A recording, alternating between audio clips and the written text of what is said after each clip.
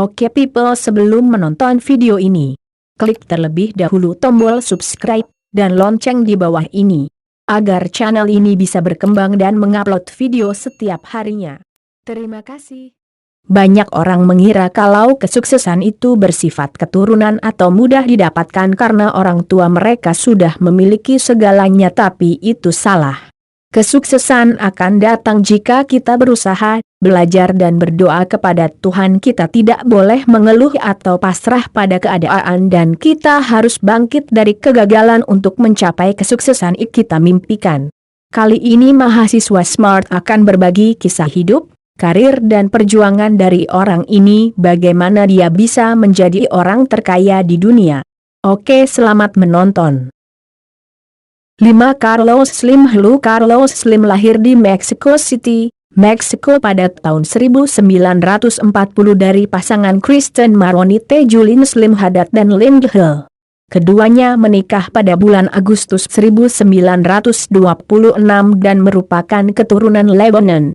Ayahnya, yang lahir dengan nama Khalil Slim Haddad, pada masa mudanya melarikan diri ke Meksiko pada tahun 1902 untuk menghindari pemerintahan militer keras dari Kekaisaran Ottoman. 4 orang kakak laki-lakinya sebelumnya sudah menetap di Meksiko. Ibunya, Linda Hill, lahir in Parral, Chihuahua, dari orang tua imigran asal Lebanon yang datang ke Meksiko pada akhir abad ke-19. Kedua orang tuanya adalah perintis majalah berbahasa Arab pertama untuk komunitas Lebanon Meksiko dengan sebuah mesin cetak yang dibawa saat bermigrasi. Pada tahun 1911, Julien mendirikan toko bahan pakaian La Estrella del Oriente. Kemudian tahun 1921, ia membeli sejumlah rumahan mewah di distrik komersial pusat kota Mexico City, yang menjadi penyumbang besar kekayaannya. Pengetahuan soal bisnis dan keuangan didapatkan dari ayahnya. Setiap harinya, ayahnya Julien Slim Haddad memberikan kelas dasar bisnis dan keuangan kepada ke-6 anaknya, termasuk Slim. Selain itu, ayahnya juga mengajarkan tentang investasi di pasar saham. Karena itu, Slim tumbuh sebagai anak yang berbeda dari teman-temannya. Saat usianya 12 tahun ia sudah sangat memahami instrumen investasi pasar uang, jadi ia tidak membuang waktu seperti anak lain dengan bermain. Ia fokus membeli saham di sebuah bank di Meksiko. Meskipun sangat paham soal pasar uang, Slim menyelesaikan pendidikan di bidang teknik sipil dari National Autonomous University of Mexico. Slim adalah mahasiswa yang cerdas, ia menjadi asisten dosen dan mengajar mata kuliah pemrograman linier dan aljabar. Seiring berjalannya waktu, otak dagang Slim makin kuat. Ia akhirnya mulai berdagang saham dan menjadi pialang, jenis saham yang ditawarkan mulai dari manufaktur, restoran, konstruksi hingga retail. Tak hanya saham, kemampuan Slim yang luar biasa ini membuat dirinya berani untuk menjelajahi industri lain seperti percetakan yang akhirnya membuat Slim bisa membuat perusahaan besar bidang percetakan bernama Grupo Gallas. Dari Grupo inilah ia bergabung dengan perusahaan Acrobre. Ia mulai mengerjakan bisnis di bidang tembakau, aluminium, makanan dan tembaga. Fokus pada bisnisnya adalah kunci untuk Slim hingga menjadi orang yang sukses hingga saat ini.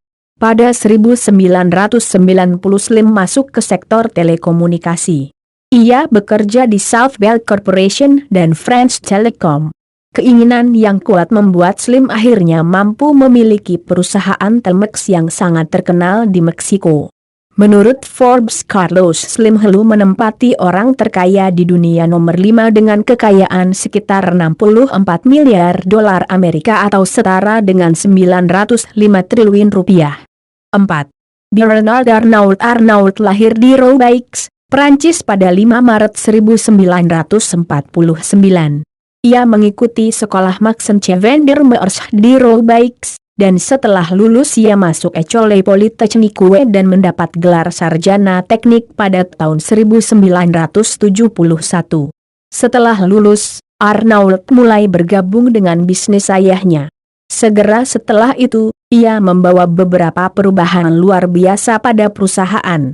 Pada usia 27, dia meyakinkan ayahnya untuk menjual perusahaan. Dari sana mereka fokus sepenuhnya pada bisnis real estate. Sayang, apa yang dia inginkan itu tidak semulus yang diharapkan, mengingat Perancis sangat konservatif pada waktu itu. Hal itu membuat pemuda seusianya tidak memiliki wewenang untuk mengambil keputusan. Pada 1979, dia sudah mulai memimpin perusahaan. Sampai pada tahun 1984 industri pakaian mewah menarik perhatiannya. Saat itu, ia telah membeli financier Agache yang memang menjual barang mewah. Tak lama berselang, dia membeli Boussach, sebuah industri tekstil yang tidak berjalan dengan baik, yang dimiliki Christian Dior. JTU adalah titik awal lahirnya Louis Vuitton. Pada tahun 1987, dia berinvestasi pada perusahaan LVMH, Louis Vuitton Moutonage, melalui Henri Rachamier. Kemudian, pada Januari 1989, ia memiliki nilai 43,5% dari aset LVMH yang membuatnya terpilih sebagai CEO dari LVMH. Arnault pun terus bereksperimen dalam memasarkan produk-produknya. Misalnya, dia berani membuka toko pertamanya di Cina ketika sebagian besar penduduknya bahkan tidak mau membeli mobil. Louis Vuitton sendiri mulanya adalah produk yang ditujukan untuk traveling. Kami menciptakan koper untuk traveler, kemudian perlahan berubah ke arah lifestyle. Tetapi, yang membuat LV terkenal adalah kualitasnya. Kami tidak pernah melakukan marketing, hanya menciptakan produk yang sangat berkualitas di desain dan pembuatannya, ungkap Bernard Arnault. Tak mengecewakan, usahanya tersebut mampu membuahkan hasil manis. Saat ini, ia telah menjadi orang yang sukses, terbukti ia mampu menjadi orang terkaya di Prancis dan bahkan menduduki peringkat keempat orang terkaya di dunia menurut Forbes. Total kekayaannya saat ini tercatat senilai 76 miliar dolar Amerika atau sekitar Rp1.075 triliun rupiah. Segera setelah itu, Louis Vuitton menyebar ke seluruh dunia dan hari ini adalah salah satu merek mewah paling digemari di dunia. 3. Warren Buffett. Warren Buffett lahir pada tahun 1930 di Omaha, Nebraska, dari garis keturunan bangsa Prancis. Dia adalah anak kedua dari 3 bersaudara dan juga adalah putra satu-satunya dari Lila dan anggota DPR Amerika Howard Buffett. Buffett memulai pendidikannya dengan belajar di SD Rose Hill. Pada 1942, ayahnya terpilih pertama kalinya, kemudian terpilih 4 kali berturut-turut, menjadi anggota DPR Amerika Serikat. Warren Buffett kemudian melanjutkan pendidikannya di SMP Allsdale dan kemudian lulus dari SMA Woodrow Wilson pada 1947, dan pada buku tahunannya keterangan untuknya adalah menyukai matematika, calon pialang saham. Buffett memperlihatkan ketertarikan yang besar pada bisnis dan investasi pada umur yang sangat muda. Salah satu bisnis awalnya adalah menjual permen karet, Coca-Cola, dan majalah mingguan dari pintu ke pintu. Dia juga bekerja di toko kelontong milik kakeknya. Saat masih di SMA, dia mendapatkan uang dengan mengantar koran, menjual bola golf dan perangko, menyemir mobil, dan lain-lain. Pada laporan pajaknya yang pertama kali tahun 1944, Buffett meminta pemotongan pajak sebesar 35 dolar Amerika untuk pemakaian sepeda dan jamnya untuk mengantar koran. Pada 1945, saat kelas 2 SMA, Buffett dan kawannya membeli mesin pinball bekas seharga 25 dolar Amerika, kemudian menaruhnya di salon. Dalam beberapa bulan mereka berhasil berkembang memiliki beberapa mesin pinball pada 3 salon di Omaha. Bisnis itu kemudian dijual Buffett dan temannya kepada veteran perang senilai 1.200 dolar Amerika. Ketertarikan Buffett pada pasar saham dan investasi dimulai sejak masa sekolah di saat dia sering mengunjungi kantor pialang saham regional dekat kantor pialang saham ayahnya. Pada perjalanan ke New York City saat dia berumur 10 tahun, Buffett mengunjungi bursa saham New York. Pada umur 11 tahun, Buffett membeli 3 lembar saham preferen perusahaan utilitas City Service, dan membeli 3 lembar untuk kakaknya Doris Buffett, pemilik The Sustainability Foundation. Pada usia 15 tahun, Warren mendapatkan lebih dari $175 Amerika per bulan dari mendistribusikan koran Washington Post. Saat SMP dia berinvestasi pada perusahaan ayahnya dan membeli 16 hektar lahan pertanian untuk disewakan kepada petani. Dia membeli lahan tersebut pada usia 14 tahun dengan hasil menabungnya sebesar $1.200 Amerika. Pada saat Buffett kuliah, dia telah mengumpulkan lebih dari $90.000 Amerika, disesuaikan dengan inflasi hingga tahun 2009. Pada 1947, Buffett diterima di Wharton School of the University of Pennsylvania. Awalnya dia lebih tertarik mengembangkan bisnisnya, namun dengan paksaannya dari ayahnya akhirnya dia mendaftarkan diri untuk kuliah.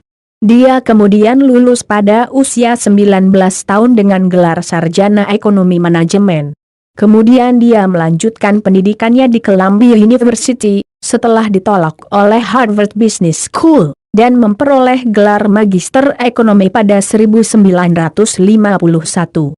Warren Buffett memilih masuk ke Columbia University karena mengetahui Benjamin Graham mengajar di sana. Dengan bekal ilmu yang ia punya, Warren juga mulai mengajar tentang investasi di University of Nebraska, Omaha.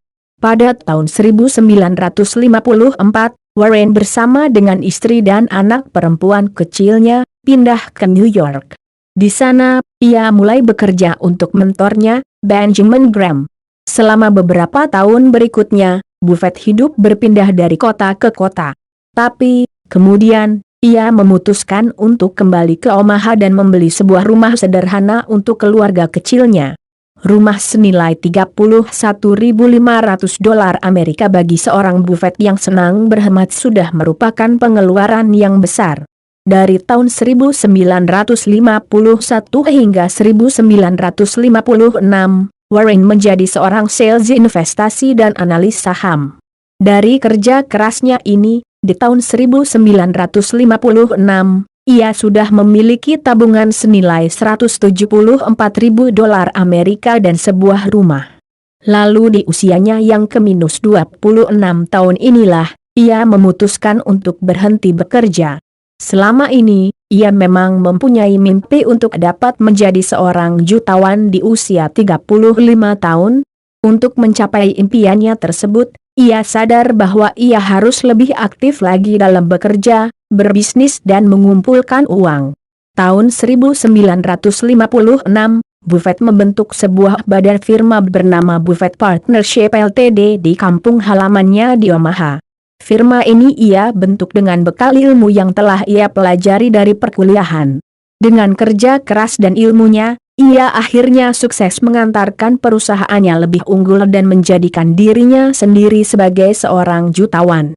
Semakin lama berbisnis, di umur 83 tahun Warren Buffett menjadi orang terkaya di dunia, nomor 3 di dunia menurut Forbes dengan total kekayaan sebanyak $82,5 miliar Amerika atau sekitar 1.167 triliun rupiah. 2. Bill Gates lahir di Seattle, Washington, dari pasangan William H. Gates, Sr. dan Mary Maxwell Gates. Ia memiliki darah Inggris, Jerman, Skotlandia, dan Irlandia. Keluarganya termasuk masyarakat menengah ke atas. Ayahnya adalah pengacara ternama, ibunya menjabat sebagai anggota Dewan Direktur First Interstate Bank System dan United Way, dan ayahnya, J.W. Maxwell, adalah Presiden Bank Nasional.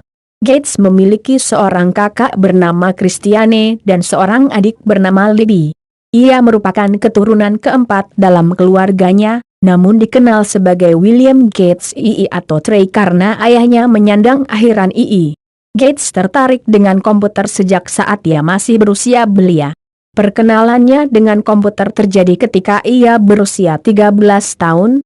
Saat itu, Mothers Club di sekolahnya, Lakeside School, membeli sebuah terminal telepon model 33 ASR dan beberapa komputer General Electric atau disingkat GE, untuk para siswa. Melihat komputer tersebut, Gates tertarik dan mulai mempelajarinya. Ia tertarik dengan kemampuan mesin tersebut mengeksekusi kode perangkat lunak dengan sempurna dan menulis program komputer pertamanya di sini menggunakan bahasa pemrograman BASIC. Ketika ia mengenang kembali masa-masa itu, ia mengatakan, ada sesuatu yang pas dengan mesin tersebut. Dari sana, ia mempelajari sistem lain, termasuk sistem mini komputer DAC PDP, khususnya PDP-10 yang dimiliki oleh Computer Center Corporation atau disingkat CCC. Penggunaan komputer PDP-10 ini dibatasi waktu. Gates bersama beberapa temannya seperti Paul Allen, Rich Walland, dan Kent Evans, memutuskan untuk mengeksploitasi sebuah bug pada sistem operasi untuk memperoleh waktu tambahan penggunaan komputer. Namun mereka tertangkap tangan dan akhirnya dilarang oleh CCC untuk mengakses sistem itu selama musim panas. Menjelang akhir masa hukuman, keempatnya malah ditawarkan untuk menemukan bug lain di perangkat lunak CCC dengan imbalan waktu tambahan untuk penggunaan komputer. Di kantor CCC inilah Gates mempelajari kode sumber berbagai program, termasuk program yang ditulis dalam bahasa Fortran dan Lisp. Ia dan kawannya bekerja di sana hingga tahun 1970 ketika CCC ditutup karena bangkrut. Pada tahun berikutnya, Information Sciences, Inc. mempekerjakan 4 siswa Lakeside tersebut untuk menulis program pembayaran gaji dalam bahasa COBOL dan memberikan royalti untuk penjualan program tersebut sebagai tambahan hak akses ke komputer perusahaan. Gates juga mendapat pekerjaan tambahan ketika sekolah memintanya untuk membuat program pengatur jadwal kelas siswa. Gates memanfaatkan ini dengan mengubah sebagian program agar ia ditempatkan di kelas yang didominasi perempuan. Pada usia 17 tahun, Gates dan Allen mendirikan Trafo Data yang fokus pada sistem penghitung lalu lintas yang berbasis prosesor Intel 8008. Gates lulus dari Lakeside School pada tahun 1973. Setelah itu ia mengambil tes SAT dan mendapatkan skor yang sangat tinggi, yaitu 1590 dari 1600. Dengan nilai itu, ia diterima di Harvard College di mana ia bertemu dengan Steve Ballmer yang kelak menggantikan Gates sebagai CEO Microsoft. Pada tahun keduanya di Harvard, Gates merancang sebuah algoritma untuk penyortiran panekuk sebagai solusi atas satu dari serangkaian masalah yang belum terpecahkan dalam kelas kombinatorika oleh Harry Lewis, salah seorang profesornya. Solusi Gates memegang rekor sebagai versi tercepat selama 30 tahun, penggantinya justru lebih cepat 1% saja. Solusinya kemudian diresmikan dalam bentuk cetakan bekerja sama dengan ilmuwan komputer Harvard, Christos Papadimitriou. Gates tidak punya rencana belajar tetap ketika menjadi mahasiswa di Harvard dan menghabiskan banyak waktunya dengan menggunakan komputer sekolah. Gates masih berkomunikasi dengan Paul Allen, dan ia bergabung dengannya di Honeywell pada musim panas 1974. Pada tahun berikutnya, MIPS Altair 8800 berbasis CPU Intel 8080 diluncurkan, dan Gates dan Allen melihat peluncurannya sebagai kesempatan untuk mendirikan perusahaan perangkat lunak komputer sendiri. Ia telah membicarakan keputusan ini bersama orang tuanya yang sangat mendukungnya setelah mereka melihat antusiasme Gates untuk mendirikan perusahaan.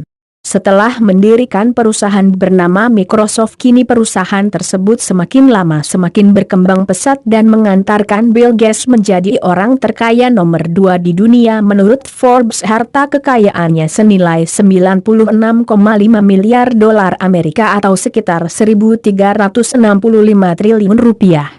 Biarpun Gates hanya memiliki saham 1% di Microsoft, itu tidak membuat kekayaannya pudar. Dia membuat rumah Malik diberi nama Bill dan Melinda Gates untuk keperluan pengobatan kanker di dunia. 1. Jeff Bezos dilahirkan ketika ibunya yang bernama Jackie Bezos masih berusia belasan tahun. Pernikahan ayah dan ibunya hanya bertahan setahun lebih. Ibunya menikah kembali ketika Bezos masih berusia 5 tahun. Ayah tiri Bezos yang bernama Miguel Bezos adalah imigran asal Kuba. Miguel Bezos datang sendirian ke Amerika Serikat sewaktu masih berusia 15 tahun hingga akhirnya diterima di Universitas Albuquerque. Keluarga Bezos pindah ke Houston, Texas, dan Miguel Bezos bekerja sebagai insinyur di Exxon. Kelas 4 hingga kelas 6 dilewatkan Bezos kecil di sekolah dasar River Oaks Elementary, Houston. Bezos menunjukkan minatnya pada bidang ilmu sejak masih muda. Ia mengutak-utik alarm listrik supaya sang adik tidak masuk ke kamarnya. Garasi orang tua juga dijadikannya laboratorium untuk eksperimen ilmiah. Setelah orang tuanya pindah ke Miami, Florida, Bezos melanjutkan ke sekolah menengah atas Miami Palmetto.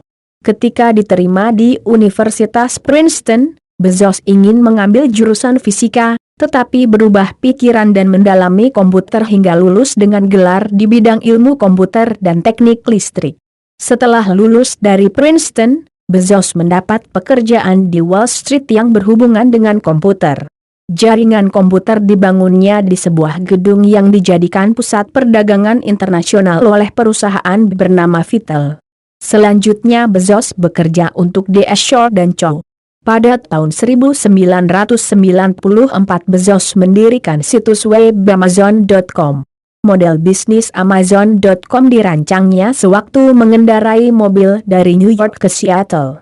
Kantor Amazon.com yang pertama adalah garasi rumah Bezos.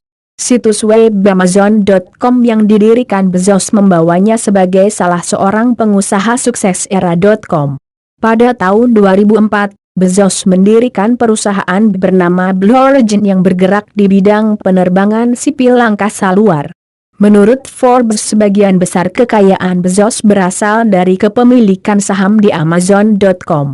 Pada tahun 1998, Bezos memiliki 41% saham Amazon.com, tetapi jumlahnya berkurang menjadi tinggal 24,26%, sekitar 100 juta lembar saham, pada tahun 2006. Gajinya tidak pernah naik sejak tahun 1998, besarnya $81.840 per tahun ditambah tunjangan sebesar $1,1 juta. Walaupun demikian, hingga saat ini Bezos merupakan orang nomor 1 terkaya di dunia dengan kekayaan sekitar $131 miliar Amerika atau senilai dengan 1.854 triliun rupiah.